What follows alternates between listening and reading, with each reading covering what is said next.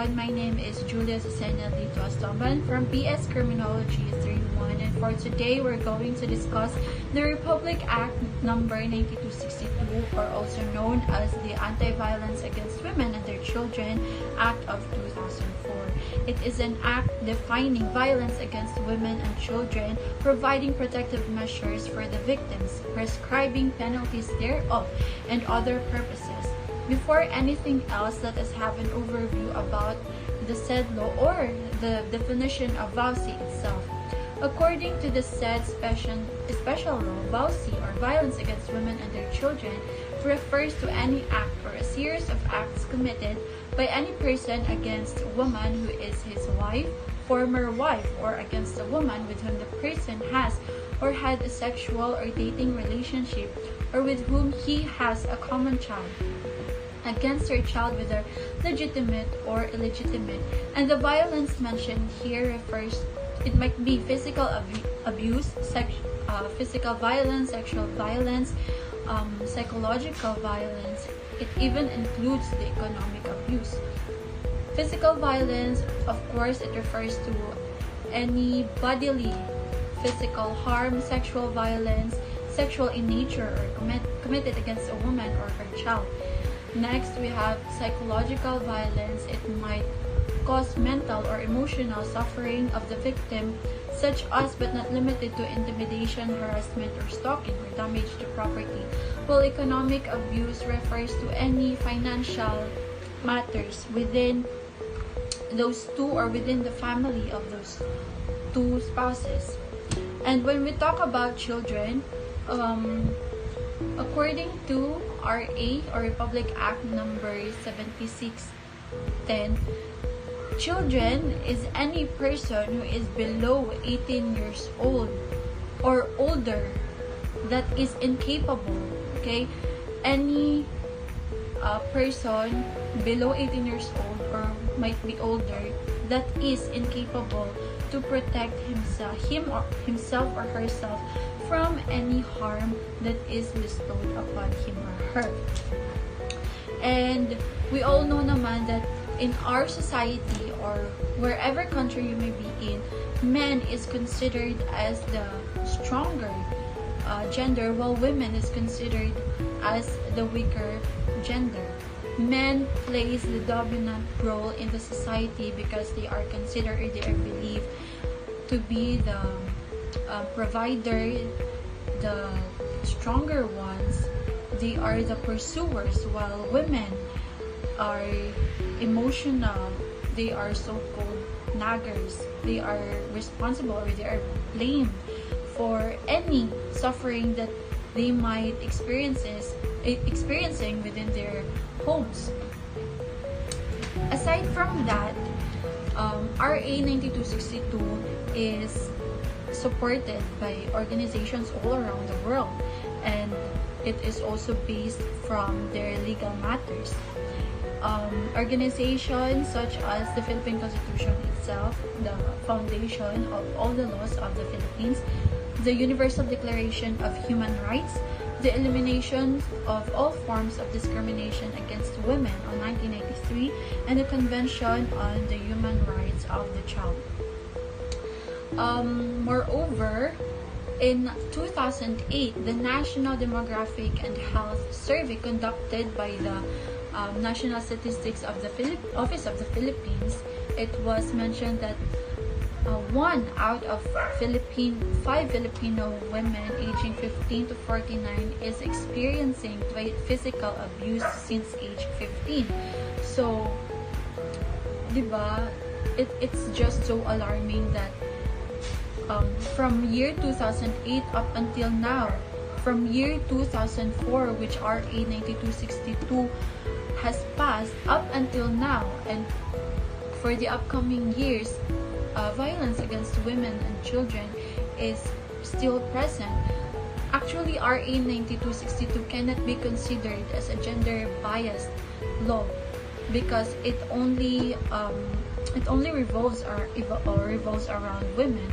Actually, it is a privilege or assistance to all the females out there. It is not male discriminating law. It is just the protection or just the mere mere explanation or expressing to the male that not because they are the stronger gender, they can do whatever they want to women. I'm not stereotyping here, I'm just reporting. It's just that women can dominate in another ways, in better ways. They can do things that men can't do. It's just that this Republic Act is promoting equality to all the genders. It's not discriminating. It is just merely protecting women and the children, of course, those innocent children who are not aware of everything that is happening in their surroundings. And lastly, this law is signed on last March 8, 2004 by the former President Gloria Macapagal Arroyo. So that would be all, diba? Let this be a reminder to everyone, especially to my batchmates out there, that we have to respect women, not because they are weak or they are considered weak, but because it is our duty, our responsibility. But I'm not stating that we have to respect women or you have to respect women just because of this law. It is our responsibility. We have our mothers. Just look at it that way. Thank you. Good day. My name is Ctto, and I'll be reporting about who is covered by VAWC or Violence Against Women and Child, and it is also known as RA 9262. So, first is who gets protected under RA 9262. So, only women and her children, it's either boy or girl. So, the child who is a minor, either legitimate or illegitimate, and a person age 18 years and beyond who doesn't have the ability to decide for herself or himself because of an emotional, physical, and mental illness can make full use of the law. So, any children na under sa pangangalaga ng woman is also protected under the law. Hi guys! Ngayon, ang pag-uusapan natin is about sa VAWC or Violence Against Women and Children. So, ano nga ba ang VAWC? Ang VAWC is an act committed by a person against his wife or women with sexual or dating or yung bata involved sa dalawa sa mga nabanggit ko, women or his wife. Then, dumako tayo sa yun nga, an act or a series of act. Ano nga ba yun? As an act or a series of act must be resolved the physical, emotional, and economic abuse. Sa physical abuse, ito yung binubugbog mo yung asawa mo, sinasaktan mo yung asawa mo, yung anak mo, or yung sinasaktan mo yung kinakasama mo, or yung anak yung dalawa, or anak nung kinakasama mo. The next is psychological abuse. Ito naman is tumutukoy sa pagmamahiya ng asawa mo sa harap ng maraming tao, pamamahiya ng anak mo sa harap ng maraming tao, or pagpilit sa isang tao or sa victim na masilayan yung accounts of pornography. Then, economic abuse naman is about sa economic, kung saan yung victim is nililimitahan mo or ayaw mo siya pagtrabahuin para kumita ng sarili niya, para kumita para sa sarili niyang pera. Then, the next is example is yung pag hindi suporta financially sa asawa at anak mo or sa kinakasama mo at sa anak mo yung dalawa. Yun lang yung mga example ng VAWC. Marami pang mga example ng VAWC. Nandito yung battered wife kung saan yung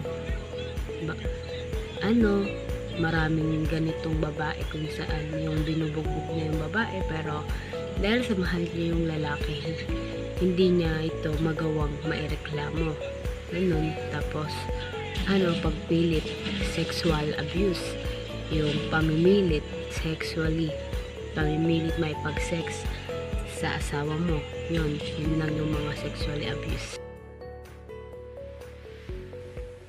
And I'm going to report the section 6, which is the penalties. Section 6 penalties. The crime of violence against women and their children under section 5 hereof shall be punished according to the following rules. Acts falling under section 5A constituting attempted, frustrated, or consummated parricide or murder or homicide shall be punished in the accordance with the provision of the revised penal code. Sinasabi dito yung Article 250, Article 50, and Article 51. Article 250 is penalty for frustrated parricide, murder, and homicide. Article 50, penalty to be imposed upon principals of frustrated crime. While the Article 51, penalty to be imposed upon principal of attempted crime. For example, is homicide. The penalty in consummated homicide is reclusion temporal, but you only committed an attempted homicide, so it will be 2 degrees lower than the prescribed penalty of consummated homicide. Instead of reclusion perpetua, it will be prison correctional. The penalty is magiging prison correctional. And for example is parricide. Parricide is punishable by reclusion perpetua to life in prison, to death pala. But we all know that death penalty is suspended, so it will be reclusion perpetua to life imprisonment. You committed a frustrated parricide. The penalty in frustrated parricide is 1 degree lower than the prescribed penalty for consummated parricide. So it will be reclusion perpetua. Instead of reclusion perpetua, then it will become reclusion temporal. Next is, if these acts resulting in mutilation, it shall be punishable in accordance with the revised penal code. Mutilation is any other intentional mutilation shall be punished by prison mayor in its medium and maximum period. Those constituting serious physical injury shall have the penalty of prison mayor. Those constituting less serious physical injury shall be punished by prison correctional, and those constituting slight physical injury shall be punished by arresto mayor. Acts falling under section 5B shall be punished by imprisonment of 2 degrees lower than the prescribed penalty for the consummated crime as specified in the preceding paragraph, but shall no case be lower than arresto mayor. Yun. Yun. Just like my example earlier, the attempted homicide the attempted homicide will be the penalty for attempted homicide is 2 degree lower than the prescribed penalty for consummated homicide. Pero hindi inaalaw dito na ang maging mas mababa pa sa arresto mayor yung magiging penalty ng isang taong nag-commit ng crime against on this act, which is the act of the RA 9262. Hindi na siya pwedeng maging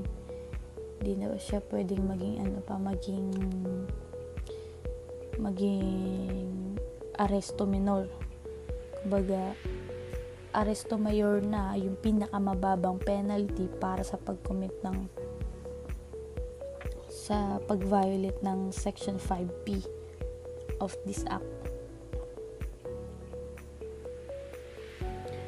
Acts falling under Section 5C and D shall be punished by arresto mayor. Arresto mayor is 1 month and 1 day to 6 months. Acts falling under Section 5E shall be punished by prison correctional. The prison correctional is 6 months and 1 day to 6 years. Acts falling under Section 5A shall be punished by arresto mayor. Arresto mayor is 6 years and 1 day to 12 years. Acts falling under Section 5G shall be punished by prison mayor. Prison mayor also. Acts falling under Section 5H and Section 5I shall be punished by prison mayor also. If the acts are committed while the woman or child is pregnant or committed in the presence of her child, the penalty to be applied shall be the maximum period of penalty prescribed in the section. For example is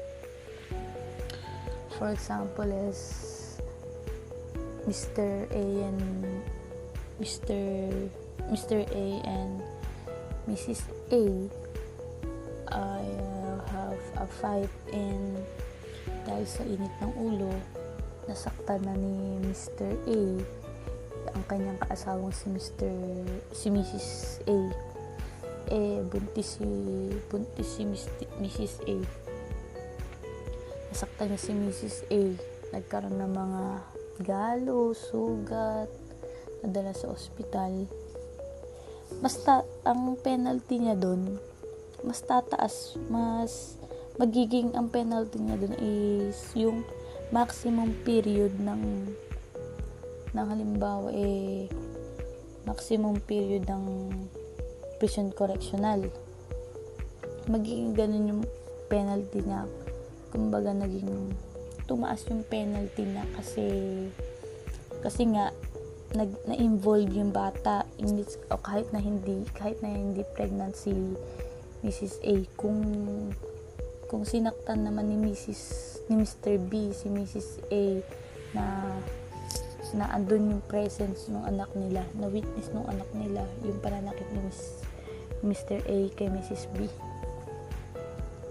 ang penalty niya pa rin ay magiging maximum period ng kung anong penalty yung karapat dapat sa nagawa niyang crime.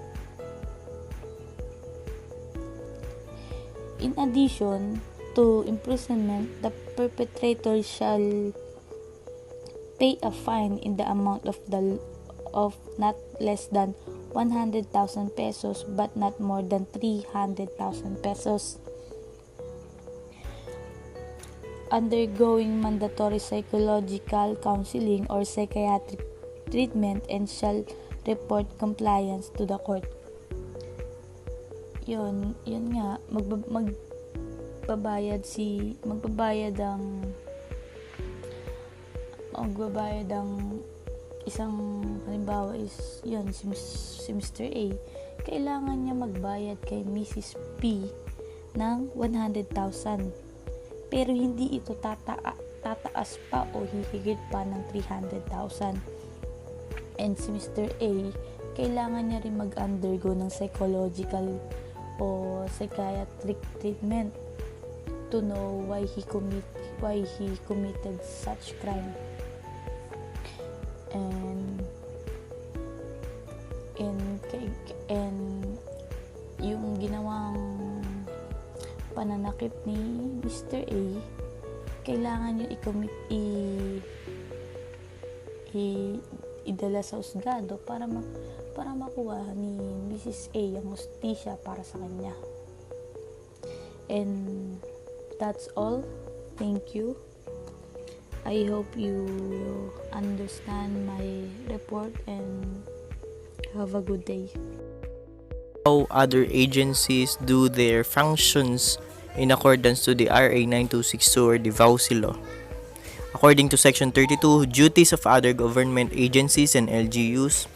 Other government agencies and LGUs shall establish programs such as but not limited to the education and information campaign and seminar or symposium on the nature, causes, incidents, and consequence of such violence, particularly towards educating the public on its social impact. So the best example of this is the programs of the Commission on Higher Education, which is the VAWC program na every Wednesday sa atin sa ating campus is nagsusuot tayo ng orange color na t-shirt or any polo para mapakita yung suporta natin sa VAWC program ng ating school.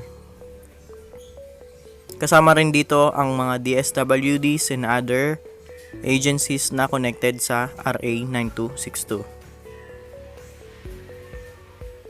Of course, in addition, it shall be the duty of the concerned government agencies and LGUs to ensure the sustained education and training of their officers and personnel on the prevention of violence against women and their children under the Act. Example nito is sa ating mga professors, kailangan aware sila kung ano yung meron dito sa Republic Act. And of course, sa mga personnels ng mga DSWD, kasama na rin dito ang Department of Social Welfare and Development, the National Commission on the Role of Filipino Women, the Civil Service Commission, Commission on Human Rights, the Council of the Welfare of Children, the Department of Justice, the Department of the Interior and Local Government, the Philippine National Police, the DOH, the Department of Education, and the DOLE and the National Bureau of the Investigation.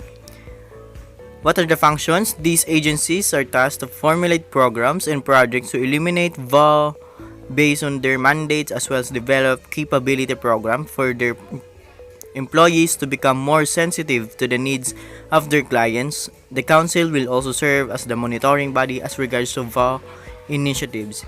So marami nabanggit kanina na ng mga departments na pwedeng makatulong as the council of the VAWC, and we need to support them, and they need to help us to solve the problem in our society.